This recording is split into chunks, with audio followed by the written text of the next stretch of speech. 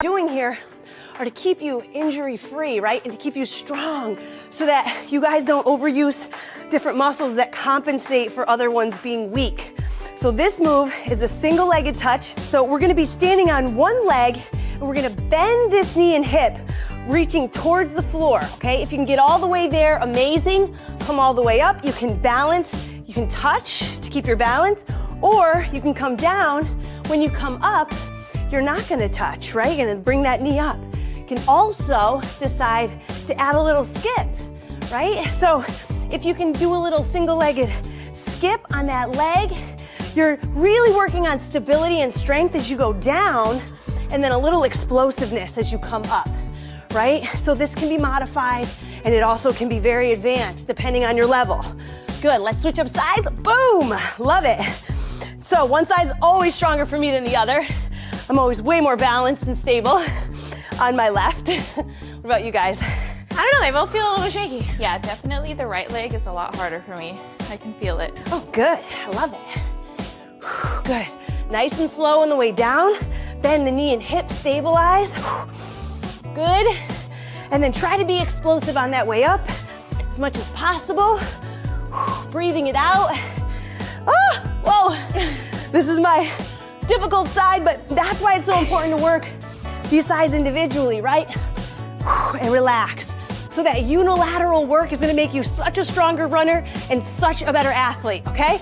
Now, coming down onto your butt, we're gonna do a figure 4 stretch with a bridge.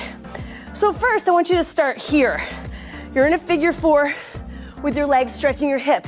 If you can do a bent knee, you're gonna feel that stretch even more. Now, stay here or lift your hips into a bridge and come back down. So we're gonna add a little bit of an extension, good. Working the glutes.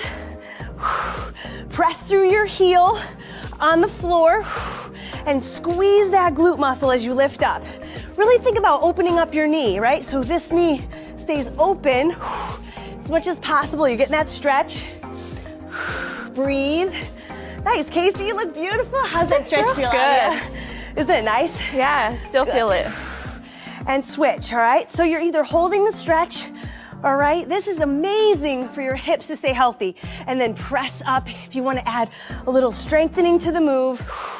You feel the stretch when you sit, and then you feel that nice extension and that glute working on that bridge.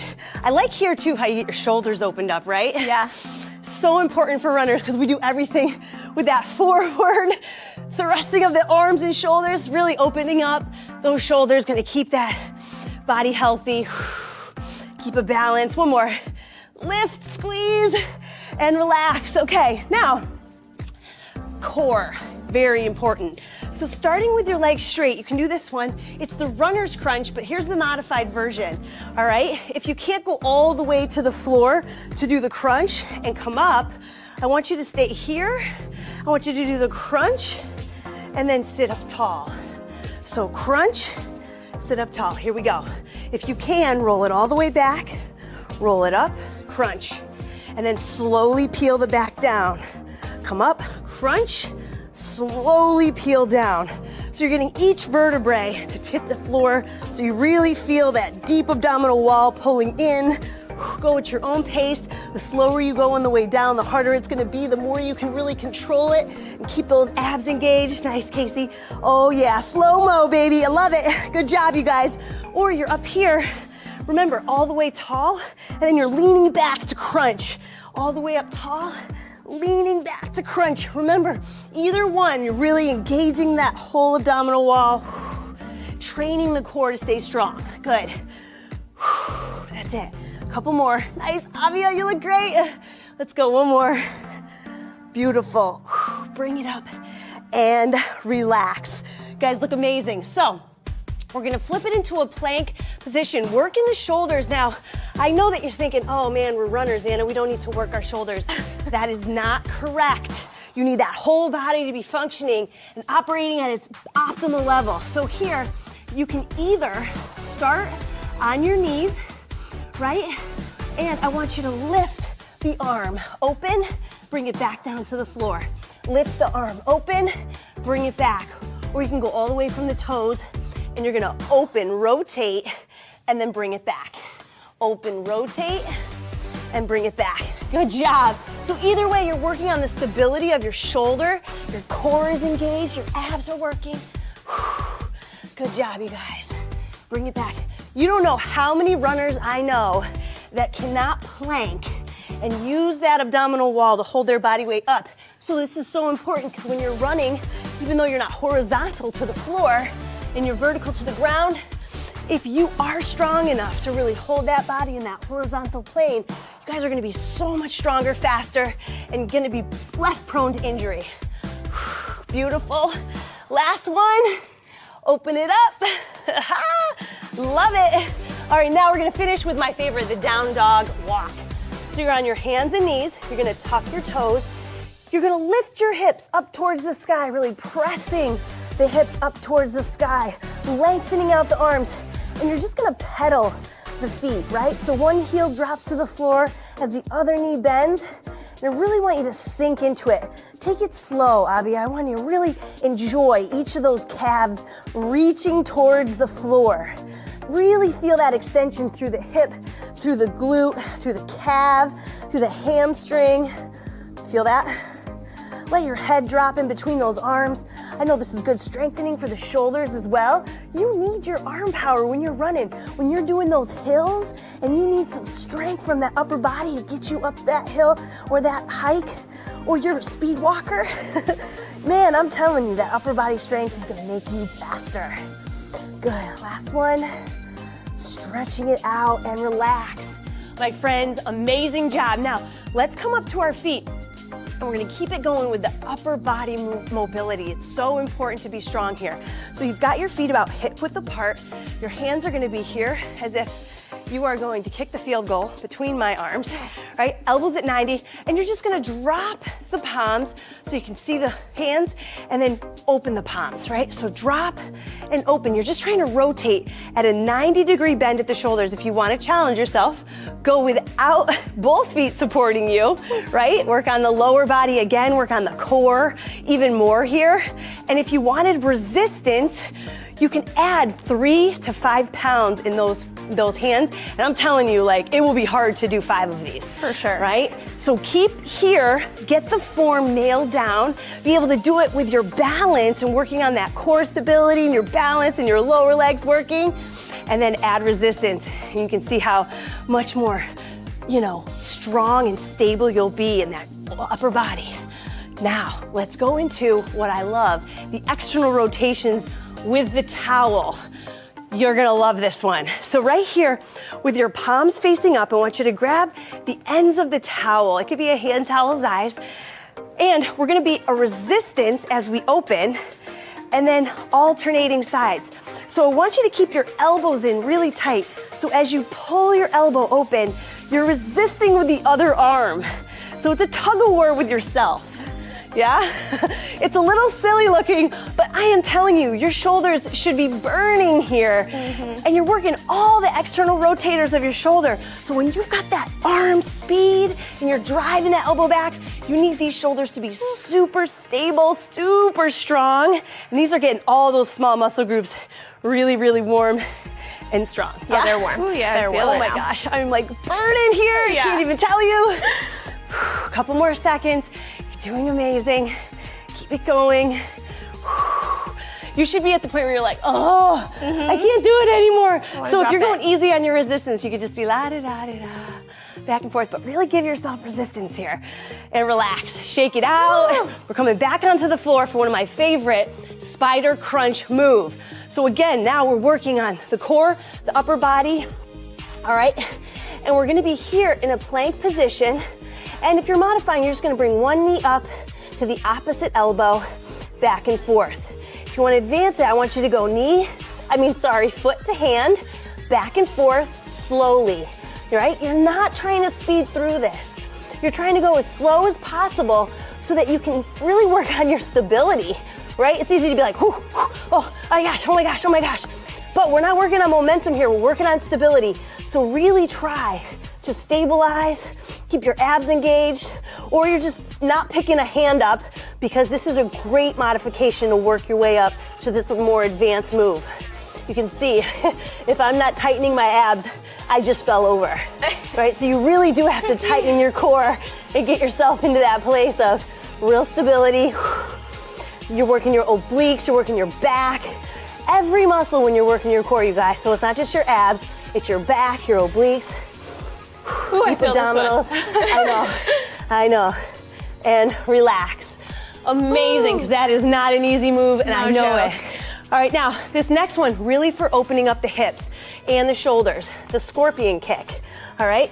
So, you're facing down towards the floor, your arms are open to a T, or you're gonna start modifying with your arms above your head, okay?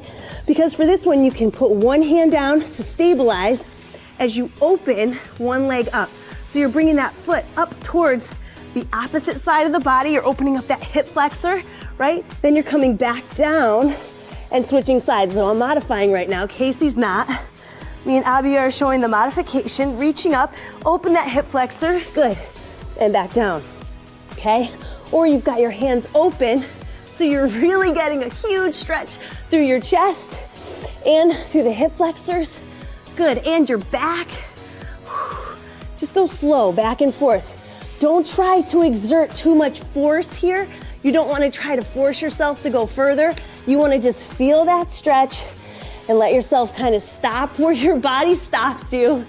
Good, nice. Casey can almost get her foot up to her hand, and that's the goal, is to get that foot up towards the opposite hand. I can't even do it, but if you do this more, you can get closer and closer, especially if you're more flexible. But this is an amazing move to do the opposite of what running, hiking, walking all does, and that's tighten the hip flexors, right? Good, back and forth, one more. Let's go each side, open it up. Beautiful. Good, last one. And bring it back to the middle and relax, awesome job. All right, last move, you guys, come on up to your feet. Now, remember, I said we don't do enough lateral work as runners, right? So here I wanna work into the lateral lunge, stepping out into a nice wide stance. You're gonna sit back into the hips, getting a deep stretch through that inner groin, working on the glute here and quad. You're gonna power back to the middle and switch sides. So big step, sit back into the heel of that foot, really getting that stretch. I don't want you to rush through this one. I want you to really feel the stretch. I want you to allow yourself to deeply sit into that, as low as you feel comfortable, of course, you know. I know that you might have sensitive knees, right? So don't go too low, but the hips shifting back is gonna immediately open up that groin, and that's really what you wanna stretch as a runner, because honestly, avoiding those groin injuries, those hamstring pulls, is exactly what you want to avoid. Good, coming back, sit it back, nice job, extend, beautiful. Woo, that was powerful off that last one. Sitting it back, how you guys like this one, good? So good. Feels good? Yeah. Awesome. All right, my friends, if you did all those mobility moves, your body is feeling so opened up and so ready for that next run. Now, the cool down, I want you to practice this over and over again. It's gonna keep you feeling even healthier so that you recover faster after a workout. So the first one is gonna be a crossover hamstring stretch, okay? Now this is amazing because here you bend that front knee, you extend the back leg nice and long and drop all the way down, letting your head even drop, letting your nose sink towards your thigh, letting your head, your ponytail try to glide against the mat like Casey's, right? Got long hair and flexibility. Your forehead could basically touch, but you're getting your IT band here, your hamstring, your hip, your low back. This is why I love the crossover hamstring stretch. If you haven't tried this one, it's a must for those runners, okay? Slowly peel up, get a nice extension, and switch sides. So you don't gotta be down there forever. You're getting so many muscle groups at once. Remember, a soft bend in that front knee, your back leg is nice and long, and you're getting a nice reach towards those toes, right? If you just went for a run, you might feel nice and opened up and loose, and that's the best time to do this. Just like now, when we did all those mobility and those agility moves, really keeping our body open and mobile and strong, we worked on so much stability. Good, roll it up, Awesome. You should feel that all the way through your hips, your IT band, right? Feels so oh my good. gosh, I love it. Now, the bent knee calf stretch, not a lot of people do this, but you are going to be one of the few that know it, all right? They teach it in sports performance. You're gonna have your feet as if you were going into a calf stretch. So you have your back leg straight and your front knee bent. This is just your regular, everyday calf stretch. But if you bring this foot in closer and you bend the back knee, you're gonna get a deeper calf stretch. It's the soleus. It's underneath the calf muscles that look sexy in heels. These are the muscles that wrap all the way under your foot and can cause that plantar fasciitis, you know, that little pain you get underneath your foot that gives you all that annoying pain. It is, yeah, you don't want that. So do this stretch, it's amazing. It's gonna make you feel so good. And you might not feel it at first, but really sink into it. Your body weight's right in the middle. Come up and switch. So start big, right? You feel it, press into the heel, bring it in, bend the knee. You don't have to go far, all right? And if you're really tight, you'll really feel it. If you're not that tight, you won't feel it that much, but it doesn't mean it's not helping you. Just because you don't feel a stretch and it doesn't give you pain, it's not like, oh, I can't touch my toes. Just because it doesn't feel like too much tension doesn't mean it's not helping you and improving your mobility. So hold it for 30 seconds, enjoy it, give your body that extension. You're gonna be so much healthier with those feet and ankles. Good, nice, and relax. All right, now, standing figure four. This one takes all my friggin' strength to not fall over. Okay. But if you have something to hold on to, grab a chair, grab a couch, go into a figure four. And this is great because if you're at a light and your hips are tight, you can go right into a stretch. You can hang onto the post and you can stretch your hip. And this, my friends, getting your piriformis, it does so much work with any rotation in your hips, right? And so you're constantly rotating, using all those muscles. Make sure to stretch them. So this figure four is gonna help you out as well as seated. You can do this sitting down, right? Breathe it out. I'm giving you the best stretches for activity like running, like hiking, like walking. So remember, these are the major muscle groups that need your love, okay? So keep it in the forefront of your memory and in your practice. Oh, this one's tighter. Yeah, this is my favorite one. This hip is like, hello.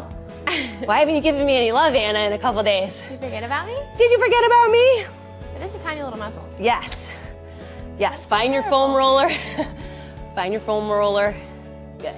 All right, last two are gonna be very, very important. Your rotator cuff. So remember, we worked our shoulders with these and with these. This is gonna be the stretch for it. You have your wrist on your hip. You're gonna grab your elbow and pull forward. Oof.